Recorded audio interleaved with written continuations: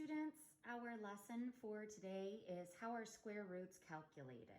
So if you want to go ahead and pause the video right now to go ahead and write down what I have here. I'm just trying to save us a little time on the video, so feel free to pause now so you can record what I have. So we're going to break this down into the Frayer model. So we're going to look at the definition of square roots. We're going to look at some defining characteristics, some examples, and then some non-examples. So the square root of a number is you're basically looking at what number, and we'll call this number A, times itself, okay, is equal to, and we say, going back to exponents, it's equal to the square of that number. So any number times itself is the square of that number. So for example, if we had the example 5 times 5, we could write that as 5 squared, or 5 to the second power. So the square root is actually the inverse of that. And we use what is called the radical sign. It looks like this little check mark here, okay? So if I take and I put a squared here under that check mark, what it's going to give me is the original number that I multiplied by itself. So it's going to give me a. Likewise, if I take the square root of 5 squared, again, it's going to get me back to that original number. So that would be equal to 5. So that's how a square root looks, okay? That's how it works. So let's look at a couple examples then. So if I gave you, say, the square root of 36, you would think to yourself, what number times itself is 36?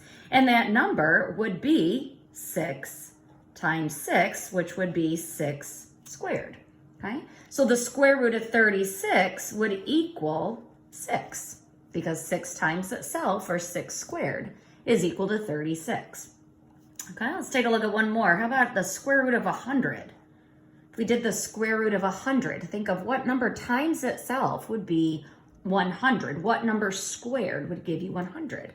Okay, so of course that number would be 10, because 10 times 10 is equal to 100, or 10 squared is equal to 100. So the square root of 100 would be equal to 10.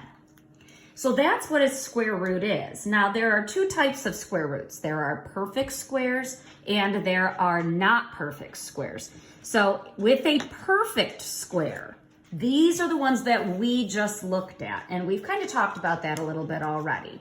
So a perfect square is going to be these square roots that come out to be a whole number, where you have a number times itself, okay, to give you that square, okay? And perfect squares, as we talked about last week, they are rational numbers.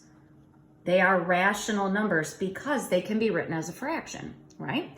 So if I have the square root of 25, okay, I know that 25 is equal to 5 times 5. So see how that's a whole number? And we know that whole numbers or integers are rational numbers because we can write it as a fraction. I can put that over 1. So those are your perfect squares. And that's what your assignment is going to be today, partly anyway, is looking at what are all the perfect squares. There are also these things, though, called not perfect squares. And those are all of the other numbers, okay, that are not going to be a number times itself. And perfect squares are irrational numbers, okay? They are irrational numbers. They are numbers that go on without repeating or without terminating, okay? So for example, the square root of 17 would not be a perfect square because there is no number I can multiply by itself to get 17. So 17 would be a non-perfect square.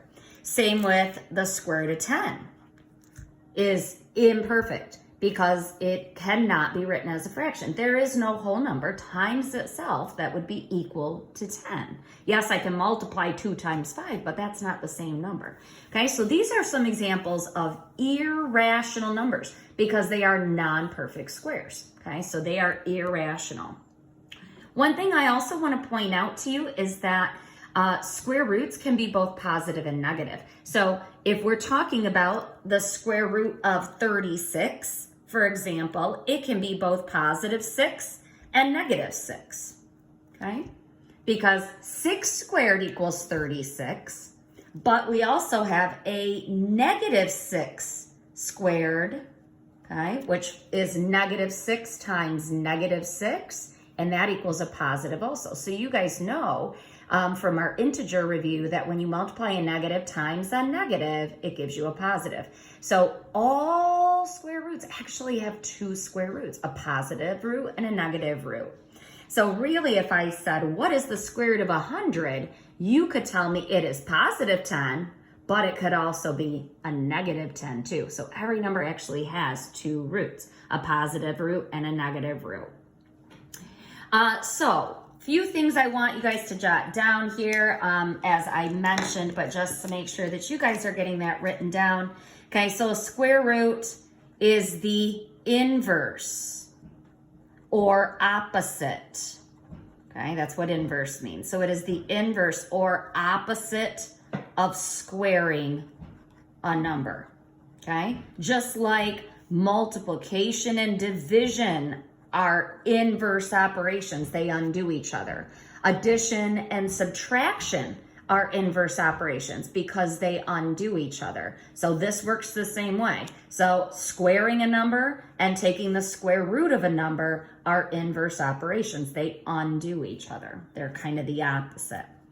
And there's one other neat thing, a connection for you to make here, that if you are given the area of a square, so there's the term square, and this is why square roots work. So if you are given the area of a square,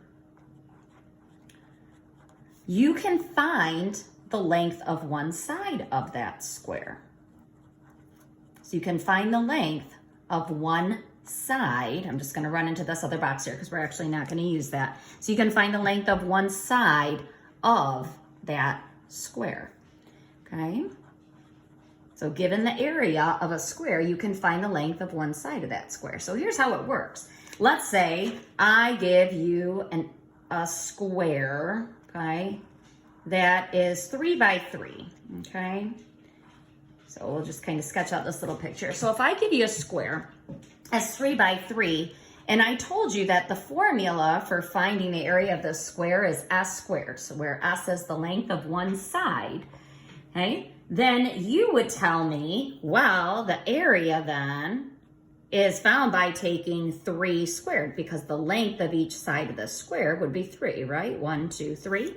Okay, so according to this formula, I can just square that side length there. Okay, well, 3 squared, you know, is equal to 3 times 3, which is equal to 9. So you would say that the area of the square is equal to 9, and you would be correct. But what if I gave you that area? What if I said the area of the square is 9, and I asked you to work backward to find the length of one side? So you would have to still keep this formula in mind, but now we're going to work it in reverse. So remember up here, I said the inverse of squaring a number is finding that square root. So because this was equal to 3 squared, if I took the square root of that area, it's going to give me back the length of one side. So that's how it works with squares. So then if I gave you something like this, if I said something like x squared equals 81. So in other words, I'm asking what number squared equals 81. Okay, if I had a square with an area of 81 squares, what would the length of one side be? And what you would do then is you would take the square root of both sides of this equation. And the square root of x squared here would give you x, and the square root of 81 is asking what number times itself is 81, what number squared is 81, and that number would be 9. So in the case of squares, then you would just have to take the square root of the given area and work it to find the length of one side. For a fraction, it's really easy, so don't let the fractions throw you. So if you are given a fraction, for example, I'll move back over here. If I give you the fraction 25 over 36 and I asked you to find the square root of that fraction, all you have to do is take the square root of the numerator and the square root of the denominator, and then you just rewrite your fraction. So the square root of 25 would be 5, because 5 squared equals 25. The square root of 36 would be 6, because 6 squared, or 6 times 6, would give you 36. And you're done. So finding the square root of a fraction is really that easy. Let's try another one. So if I gave you the square root of 16/49, and I asked you to calculate that square root, again, what you're really doing is taking the square root of the numerator over the square root of the denominator. So you just take them one at a time, okay? Like I've done here. So then the square root of 16, what number times itself is equal to 16? Well, that would be 4. 4 times 4 is 16, 4 squared. Square root of 49 is going to give you 7, because 7 squared, or 7 times 7, is equal to 49. So there's all the different things that you can do with square roots and showing how they are calculated. If you guys have questions on this, make sure that you send me an email. I'm going to post another video here as well, which is going to show you how to estimate a non-perfect square, one of these guys. So I'm going to put that in a separate video for you.